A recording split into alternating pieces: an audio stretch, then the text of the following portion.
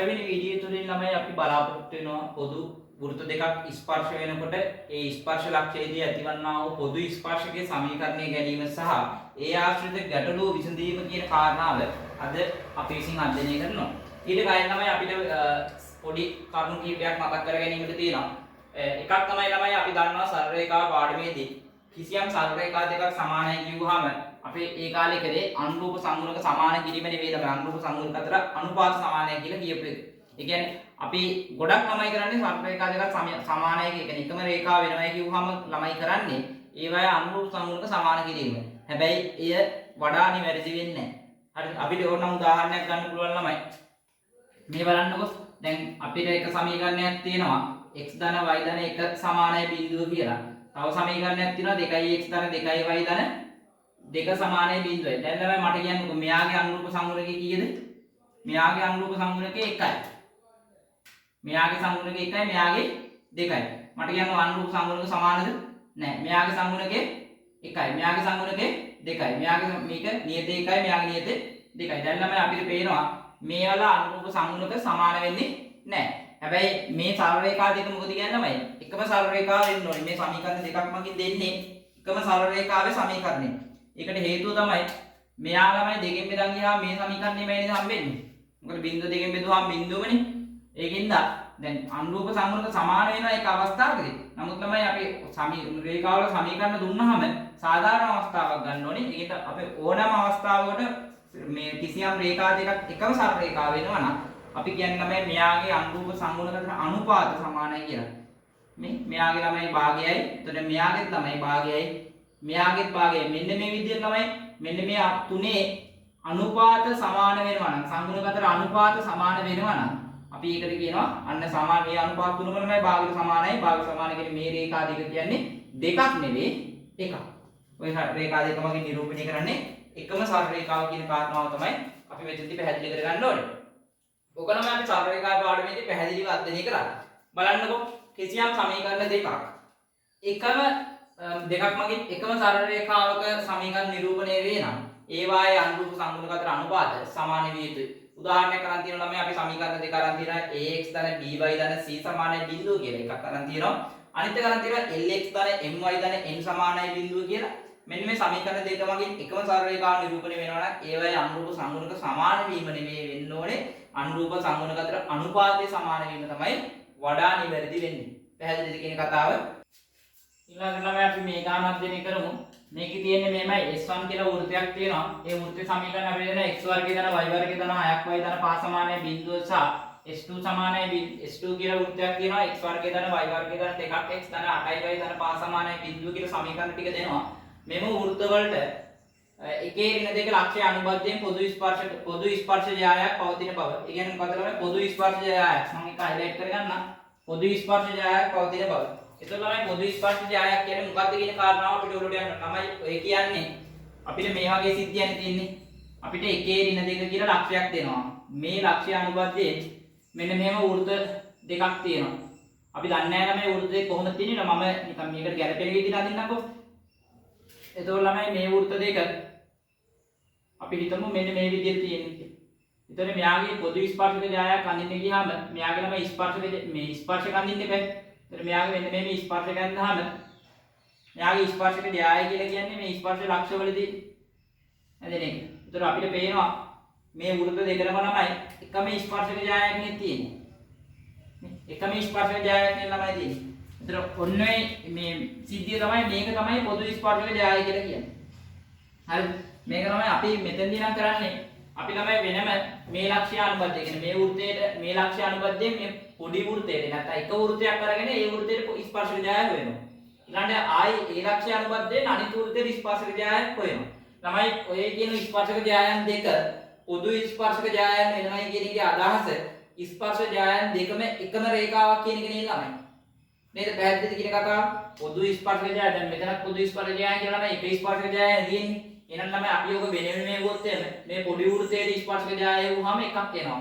ඊළඟ ලොකු වෘත්තයේ ස්පර්ශක ජාය වුවා අනිත් එක එනවා. ඒතර ඔය කියන රේඛා දෙක මගින් නිරූපණය වෙන්නේ එකම රේඛාවක් කියලා කිව්වනම් ඔය ස්පර්ශක ජායන් මොනවද ළමයි? පොදු ස්පර්ශක ජාය වෙනවා ඔය කියන වෘත්ත දෙකට. පැහැදිලිනේ කියන කතාව. ළමයි අපි මෙතනත් ওই සිද්ධියම තමයි පාවිච්චි කරන්නේ. එතකොට මම මේක මෙහෙම ලියන්නම්. එකේ ඍණ දෙක අනුබද්ධයෙන් එකේ ඍණ දෙක අනුබද්ධයෙන් S1 සමානයි බිඳුව වෘතයට ඇඳි ස්පර්ශ ජයය මෙයාගේ සමීකරණය ගමු ළමයි. මෙයාගේ සමීකරණය ගත්තොත් එහෙම අපිට මොකක්ද දෙන්නේ? ළමයි ස්පර්ශක ජයය සමීකරණය කොහොමද ගන්නෙ? මම ළමයි මේක x0 y0 කියලා ගත්තොත් එහෙම මෙයා x0 y0 කියලා ගත්තොත් එහෙම xx0 ධන y y0 ධන g වතාවක් x ධන x0 ධන f වතාවක් y ධන y0 ධන c සමානයි බිඳුව කියන එකෙන් අපිට එන්නේ ස්පර්ශක ජයය. ඊළඟට මෙයාට ආදේශ කරන්න. ඒතර මෙයාගේ x කියලා x0 කියලා කියන්නේ 1යි. y0 කියන්නේ ළමයි ඍණ 2යි. මෙයාගේ g ගන්නකො මෙයාගේ x සංගුණ කියන්නේ ඒකෙන් g බිඳුවයි. x ධන 1. මෙයාගේ f කියලා කියන y ගේ සංගුණකයේ භාගය. y ගේ සංගුණකයේ 6යි භාගය වුණාම 3යි. y ධන y0 කියලා කියන ළමයි ඍණ 2යි. ඊළඟට c කියලා කියන්නේ 5යි. සමානයි බිඳුව. මෙයා ළමයි සුදු කරොත් එහෙම x ධන y මෙතනින් එනවා ධන 6යි ඍණ 6යි ඍණ 5යි ඍණ 1යි කියලා එනවා. ඍණ 1 සමානයි බිඳුව. තමයි අපි මේක පළවෙනි සම්බන්ධය කියලා ගමු. ඊළඟට තමයි මේ විදිහටම අනිත් වෘත්තයට ගමු. එකේ ඍණ 2 ලක්ෂ්‍ය අනුබද්ධයෙන් එකේ ඍණ 2 ලක්ෂ්‍ය අනුබද්ධයෙන් S2 සමානයි බිඳුව වෘත්තයට ඇඳි ස්පර්ශ ජයය එතකොට මේකේ තර විදිහටමයි x x0 x0 කියන ළමයි 1යි y y0 කියන ඍණ 2යි. මෙයාගේ ළමයි g ගන්නකො දෙවෙනි වෘත්තේ g කියන්නේ x සංගුණක 2යි. එයා දෙකෙන් බෙදුවාම 1යි. එක වතාවක් x ධන 1. ඊළඟ ළමයි f ගත්තාම f කියන්නේ y ගේ සංගුණකයේ 8යි දෙකෙන් බෙදුවාම 4යි. y ඍණ 2 වෙනවා. ධන c කියලා කියන්නේ 5යි. සමානයි බිඳුවයි. මෙහා තුරුනාව ළමයි 2x ධන 2y කියලා එන්නේ 2y ඍණ 2 සමානයි බිඳුවයි කියලා එන්නේ. මේක සුරුනාම මේ විදිහට එනවා. දැන් ළමයි බලන්නකෝ මේ අපේ කලින් අපි ප්ලෑන් කරන් හිටියේ කියන්නේ මේ රේඛා දෙකම එකක් කියලා කියන්නේ. බලන්නකො ළමයි එකම වෙනවද? මේ අපිට රේඛා දෙක එකයි කියලා කියන්න පුළුවන් ළමයි අනුරූප සංගුණක අතර අනුපාත සමානයි කියලා කියනවනේ. එහෙනම් ළමයි මට මෙතන ලියන්න පුළුවන් මේ විදිහට 1 සහ 2 මගින් දැක්වෙන සමීකරණ වල අනුරූප සංගුණක අතර අනුපාත සමාන වන බැවින් 1 සහ 2 එකම රේඛාවේ එබැවින් මේක මොකද්ද මේ එකේ ඍණ 2 ලක්ෂයේදී පොදු ස්පර්ශ ජයයක් වගේ එහි සමීකරණය කියලා දෙකෙන් එකක් ලියන්න කැමති කල් ඉවර කමන්නේ. එහෙනම් ළමයි ලියනවා එබැවින් එකේ ඍණ 2 පොදු ස්පර්ශක ජයයක් පවතී. එහි සමීකරණය x ධන y ඍණ 1 සමානයි බිඳුව 2. එහෙම නැත්නම් අපිට අනිත් එක ලියන්න පුළුවන් ඈ. දැන් බලන්න ළමයි ඊළඟ කතාව ඊළඟට කියන්නේ මොකද්ද? මෙලෙස මෙම වෘත්ත දෙකට කිසියම් ලක්ෂ දෙකක් අනුබද්ධයෙන් පොදු ස්පර්ශක ජයයන් පවතින බව කියලා කියන්නේ. කිසියම් ලක්ෂ දෙකක් අනුබද්ධයෙන්. ඒ කියන්නේ ළමයි මේ විදිහට තවත් ලක්ෂයක් තියෙනවා කියලා තමයි කියන්නේ. ඒ කියන්නේ අපිට මේ විදිහට තව ලක්ෂයක ඉඳලා මේ මෙයාට ස්පර්ශක ජයයන් ඇන්දොත් ඒකටත් තමයි එකම ස්පර්ශක ජයයක් හම්බ වෙනවා කියලා කියන්නේ. එහෙනම් එහෙම අඳින්න පුළුවන්. බාහිර ලක්ෂ දෙකේ ගණනාවක් තමයි මෙතන අහන්න බලාපොරොත්තු වෙන්නේ. එහෙම නම් ළමයි අපි මේක මෙහෙම ගමු. මේ විදිහමයි කරන්න තියෙන්නේ. ඒතර ළමයි අපි දැන් මෙතෙන්දී බාහිර ලක්ෂ දන්නේ නැහැ නේ. ඒතර මේ විදිහට කිසියම් ලක්ෂ දෙකක් අනුගත එක ලක්ෂයක් නම් අපි දන්නවා දැනටම. අනිත් ලක්ෂය තමයි හොයාගන්න ඕනේ. ඒතර මම ලක්ෂය දන්නේ නැහැ කියලා හිතලා ළමයි මම ලක්ෂය ගන්නවා x0 y0 කියලා. හරි. හරි එහෙනම් ළමයි අපි ගමු x0 y0 අනුබද්ධයෙන් S1 හා S2 වෘත්තවලට වෘත වලට ස්පර්ශ ජයායන් සොයමු. ස්පර්ශ ජයායන් සොයමු. එතකොට මම S1 කියන වෘත්තය ගන්නම්. S1 කියන වෘත්තයට අදාළ ස්පර්ශ ජයාය ගත්තොත් එහෙම අපිට එයා ලියන්න පුළුවන් x naught ධන y naught. මෙයාගේ ළමයි පල්ලි කියන්නේ g නෑනේ, g බිඳුවයි. x ධන x naught ධන f කියලා කියන්නේ ළමයි y ගේ සංගණකය 6යි 3යි. ඒතර y ධන y naught ධන 5 සමානයි බිඳුව. එහෙනම් මෙතනින් එනවා x naught මෙයාගේ ළමයි y එළියට දැම්මොත් y naught ධන 3 3යි y naught ධන 5 සමානයි බිඳුව. එහෙනම් මෙතන මගේ තුන්වෙනි සමීකරණය. මේ විදිහට තමයි S2 කියන වෘත්තයට ස්පර්ශක ජයාය වෙන්නේ. x naught y naught ධන තමයි යාගේ නම් g කියලා කියන්නේ 1යි. x ධන x naught f කියලා කියන්නේ යාගේ 4යි. y ධන y naught ධන 5 සමානයි බිඳුව. මෙයාගේ ළමයි x එළියට දැම්මොත් එimhe x naught ධන 1 කියලා එනවා. y එළියට දැම්මොත් එimhe y naught ධන මෙතනින් එනවා y naught මෙතනින් එනවා ධන 4. ඊට පස්සේ මෙතනින් x naught එකක් ඉතුරු වෙනවා 4යි y naught ධන 5 සමානයි බිඳුවයි කියන්නේ. මේ වගේ ළමයි හතරවෙනි සම්බන්ධය. දැන් ළමයි මේකටත් පොදු ස්පර්ශක ජයාවක් පවතිනවා නම් මේ ස්පර්ශක ජයායන් දෙක මොකද වෙන්න ඕනේ? පොදු ස්පර්ශක ජයාවක් පවතිනවා ඔය කියන ස්පර්ශක ජයායන් දෙකම එකක් වෙන්න ඕනේ.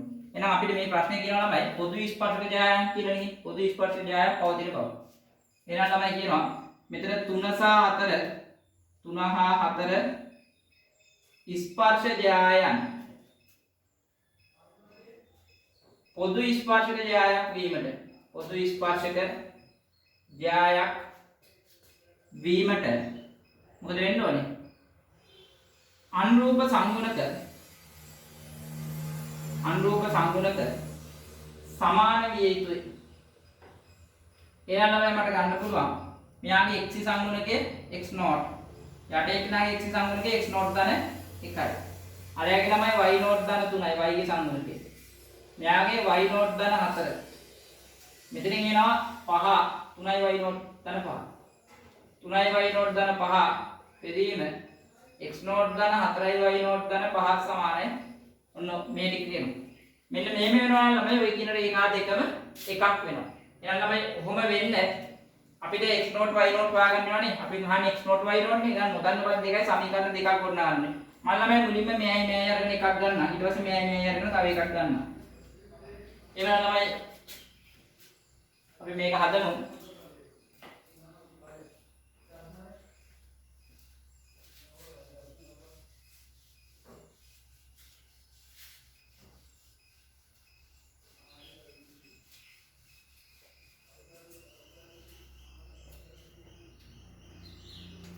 අපි පළවෙනි එක ගත්තොත් x naught බෙදීම x naught ධන 1 සමානයි y naught ධන 3 බෙදීම y naught ධන 4.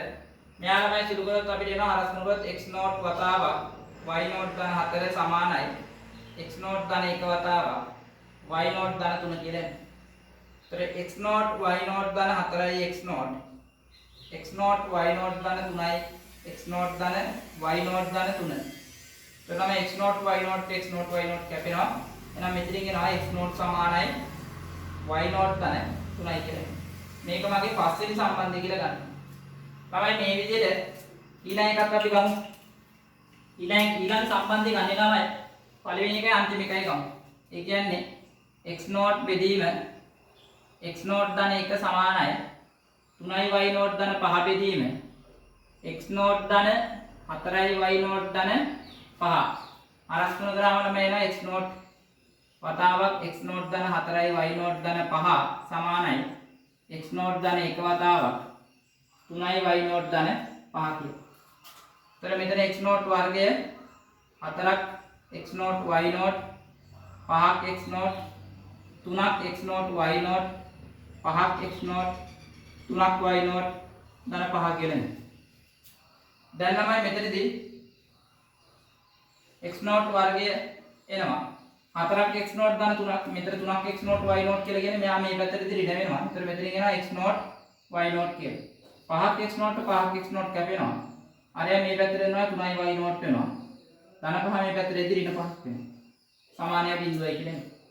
දැන් ළමයි මට x නෝට් නැති කරගමු. x නෝට් නැති කරන්න පුළුවන් මෙතනින් ආදේශ කරන්න y නෝට් ධන 3.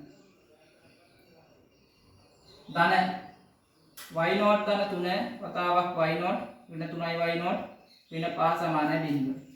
එතකොට මෙතන එනවා y නෝට් වර්ගය ධන 6ක් y නෝට් ධන 9 ධන y නෝට් වර්ගය ධන 3ක් y නෝට් ඍණ 3ක් y නෝට් ඍණ 5 සමානයි බිඳුවයි.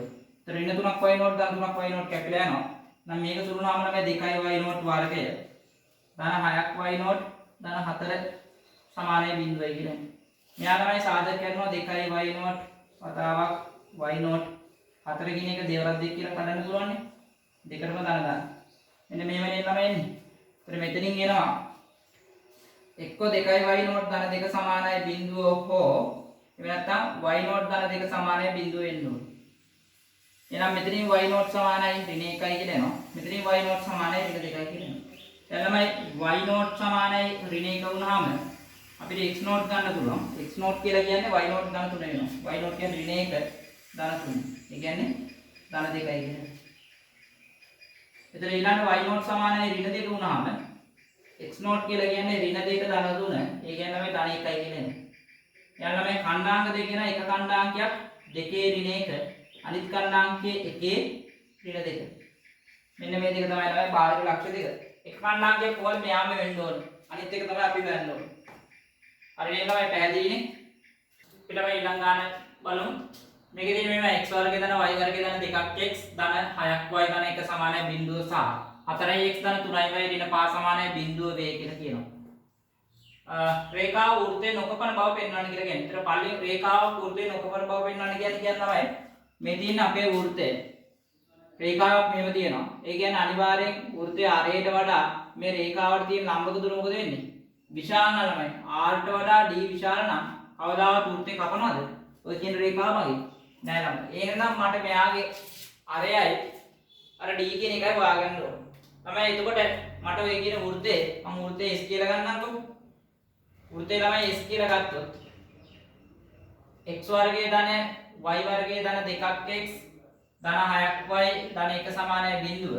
එතකොට මෙයාගේ කේන්ද්‍රයේ පීඩීම ගන්න. කේන්ද්‍රයේ පීඩීම ගත්තොත් එහෙම ඍණ g ඍණ f නේ. එතකොට g කියලා කියන්නේ x සංගුණකයෙන් භාගය. 2යි 2කින් භාගය 1යි ඍණ වැඩිවම ඍණ 1යි. y ගේ සංගුණකය 6යි 2කින් බෙදුවාම 3යි ඍණෙන් වැඩිවම ඍණ 3යි. ඊළඟට මෙයාගේ r වෙනවා. r කියලා කියන්නේ g වර්ගය 1 වර්ගය 1යි 3 වර්ගය ඍණ 1. එතකොට මෙතනින් එනවා ළමයි 3යි කියලා. r කියන්නේ 3යි කියලා. දැන් ළමයි අරේ දන්නවා මට d හොයාගන්න ඕනේ. එතකොට d කියලා කියන්නේ ළමයි ලම්බක දුරනේ.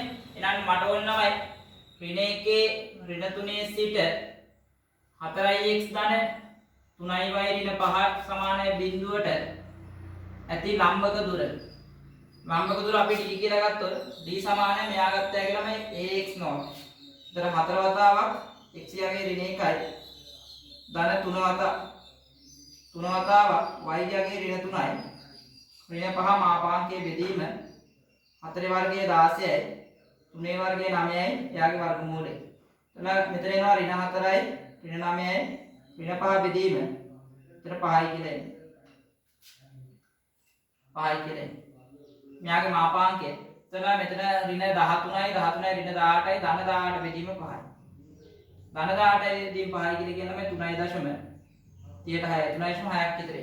එතන දැන් අපිට මෙතනින් එනවා r ට වඩා d විශාලයි. බැවින් 4x ධන 3y ධන ඍණ 5 සමානයි බිඳුව. ඍණ 5 සමානයි බිඳුව. රේඛාව වෘත්තයට පරිබාහිරව පිහිටයි. පරිබාහිරව පිහිටයි.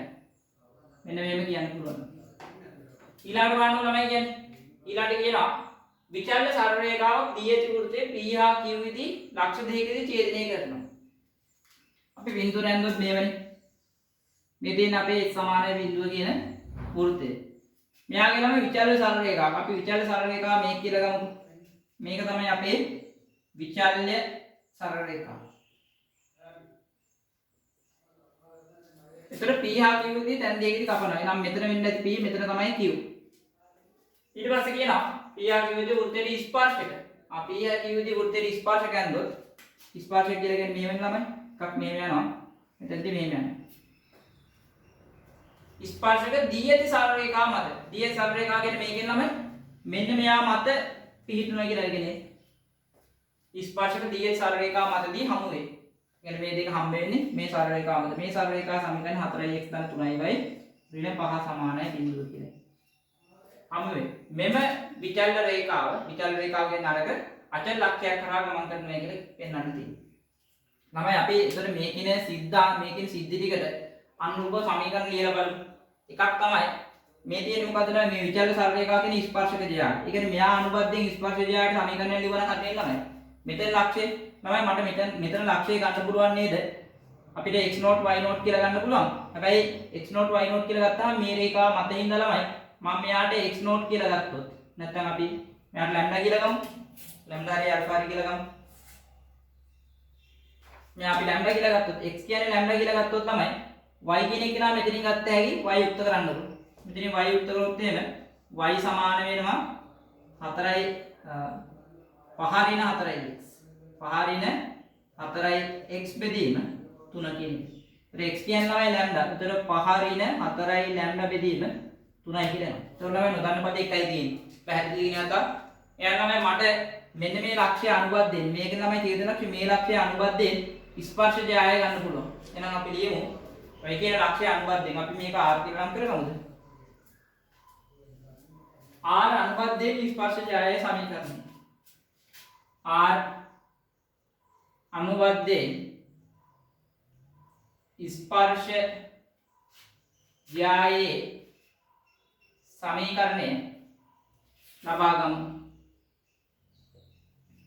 මෙයා ළමයි මෙයා අනුබද්ධයෙන් ගත්තාම x0. ඒතර x0 කියලා කියන්නේ ළමයි ලැම්ඩා. y0 කියලා කියන 5 ඍණ 4ක් ලැම්ඩා බෙදීම 3යි. g කියලා කියන්නේ ළමයි වෘත්තයේ සමීකරණය මේකනේ. x සංගුණකයේ 2යි 2කින් භාගයේ 1යි. එක වතාවක් x ධන ලැම්ඩා. ඊළඟට f කියලා කියන්නේ y ගේ සංගුණකයේ 6යි 6න් භාගයේ 3යි. ඒතර y ධන 5 ඍණ 4යි ලැම්ඩා බෙදීම 3යි. ඊළඟට c කියලා කියන්නේ ධන 1යි සමානයි බිඳුව. හැබැයි මේකම අපි තුنين වැඩි කරන්නේ. අතර 3යි x ලැම්ඩා y වතාවක් 5 ඍණ 4යි ලැම්ඩා ධන 3 වතාවක් x ධන ලැම්ඩා ධන 9යි y ධන 3 වතාවක් 5 ඍණ 4යි ලැම්ඩා ධන 3 සමානයි බිඳුව. දැන් ළමයි මේකේ මම x පද දෙකේ වෙනම ගන්නම්. x ගත්තාම තමයි 3x කියලා මෙතන එනවා. එතන 9යි 5යි y 9යි y කියන්නේ 14යි y කියලා එනවා. ඊළඟට ආයෙ නියතයකට තියෙන ළමයි මෙතනින් එනවා 3 අරප්පා 15යි 15යි 3යි 18යි කියලා එනවා. ඊළඟ ළමයි ලැම්ඩා එළියට දාලා ඉතුරු ටික ලියමු. මෙතනින් ළමයි 3x කියන එක කෙනා යනවා. y තියෙනවා මෙතන ඍණ 4යි ලැම්ඩා කියලා තියෙනවා. ලැම්ඩා පිටකම ඍණ 4යි y එනවා. ආයෙ තව වෙන තැනක y පද තියෙනවා ලැම්ඩාත් එක්ක වෙන තැනක නැහැ. ඍණ 4යි y. ඊට පස්සේ ළමයි මෙයාගේ ලැම්ඩාත් එක්ක තියෙන නියත ගත්තොත් එහෙම එතන නැහැ. මෙතන තියෙනවා 3යි ලැම්ඩා.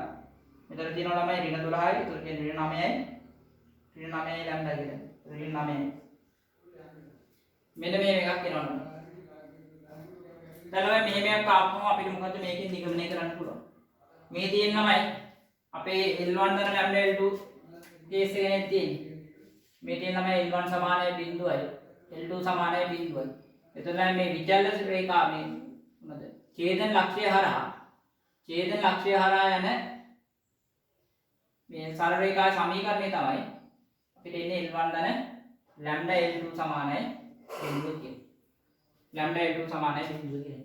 ළමයි මෙතනදී මේ ලැම්ඩා කියලා කියන්නේ ඡේදන ලක්ෂ්‍ය හරහා මේ කියන්නේ විවිධ රේඛාවල් හැමේ ලැම්ඩාගේ වෙනස් වෙද්දීනේ. එතන තමයි මේක බිඳුවට සමාන වෙනවා කියලා කියන්නේ. මෙයා බිඳුවට සමාන වෙනවා කියන එක ගත්ත හැකි එක්කෝ මේක සරල රේඛා කියලා මෙයා බිඳුවයි කියලා ගන්න පුළුවන්. සරල රේඛා දෙකක් නේ එතකොට මේ තියෙන්නේ. මේ තියෙන අපේ L1 වලට අනුරූප වෙනවා. මේ තියෙන මගේ L2 කියන අනුරූප. ඒතර මට මෙයා තමයි වෙන වෙනම ලියුවේ හැකිනේ. පැහැදිලිද කියන කතාව? මේ තියෙන ළමයි L1 සමානයි බිඳුව කියන රේඛාව. මේ තියෙන L2 සමානයි බිඳුව කියන රේඛාව. ඒතර L1 ගන්න ලැම්ඩා L2 සමානයි බිඳුව කියලා කියන්නේ මේ රේඛා දෙකේ ඡේදන ලක්ෂ්‍ය හරහා යන විචල්්‍ය සරල රේඛාව. සමීකරණය තමයි මේ. එතකොට මේකේ L1 ගන්න L2 සමානයි 0 කියලා ආපුවාම L1 සමානයි 0 කියලා ලියන්නත් පුළුවන්. L2 සමානයි 0 කියලා කියන්නත් පුළුවන්. මොකද මෙයා මෙහෙම වුණාමනේ මෙයා මෙහෙම ලියන්න පුළුවන්. නම් මෙයා මෙහෙම වෙනවා කියන්නේ මෙයා 0යි මෙයා 0 කියලා ලියන්න පුළුවන්. ඒක තමයි සමීකරණ නොලෙජ් එකෙන් නෙවෙයි ඉන්නේ. හරි. මේක එහා පැත්ත බිඳුවේ දැනේ මේ තියෙන්නේ කිසියම් සරල රේඛා දෙකක ඡේදන ලක්ෂ හරහා යන සරල රේඛාවක සමීකරණය. ඒතර එහෙනම් සරල රේඛා දෙක වෙන වෙනම ගන්න තැයි 0යි සමානයි කියලා. L1 සමානයි 0යි L2 සමානයි 0ට අනුරූපව ගන්න පුළුවන්. එහෙනම් තමයි මම ලියන්න පුළුවන් 3x ධන 14y ධන 18 සමානයි 0 කියලා එකක් ගන්න පුළුවන්. අනිත් එක ගන්න පුළුවන් 3x ඍණ 4y ඍණ 9 සමානයි 0 කියලා ගන්න පුළුවන්. තමයි මම මේක අඩු කරන්න. මේ දෙක අඩු කරාම මට එනවා 18y 18y සමානයි 18y ධන 27 සමානයි 0. එහෙනම් මෙතන y කියන එක එනවා තමයි ඍණ 3 බෙදීම 2යි කියන්නේ. y කියන්නේ ඍණ 3 බෙදීම 2යි. ඊට පස්සේ තමයි x යගේ ගන්න පුළුවන් මේ එකට ආදේශ කරන්න. මෙතනින් තමයි x යගේ ගන්න පුළුවන්. අපි මේකෙන් ගන්නකො x යගේ. එතන x කියලා කියන්නේ තමයි හතර වතාවක් y කියලා කියන්නේ ඍණ 3 බෙදීම 2යි. ධන 9. මෙයා බෙදන්න ඕන තමයි 3. එතකොට 1යි 2යි ඍණ 6යි ඍණ 6 ගන්නවා කියන්නේ ධන 3යි 3 බෙදීම 3යි කියන තමයි 1යි.